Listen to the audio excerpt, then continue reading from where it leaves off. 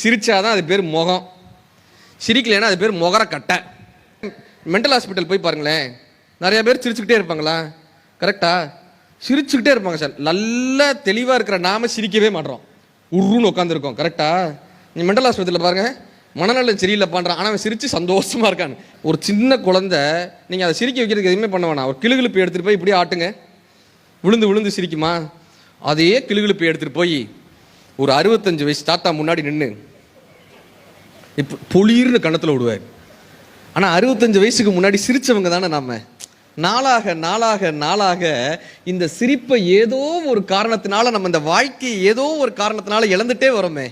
இந்த மனநல காப்பத்தில் ஒரு வாட்ச்மேன் அண்ணன் இருந்தார். அவர் சொன்னார், தம்பி நானும் ஒரு காலத்தில் மனநலம் பாதிக்கப்பட்டு தான் இருந்தேன். இதே ஆஸ்பத்திரியில் தான் நான் ட்ரீட்மெண்ட் ஆனேன். 10 வருஷம் எனக்கு ட்ரீட்மெண்ட் பண்ணாங்க. உனக்கு ஒன்று தெரியுமா தம்பி, 10 வருஷமும் எனக்கு ஒரு நொடி மாதிரி போயிடுச்சு.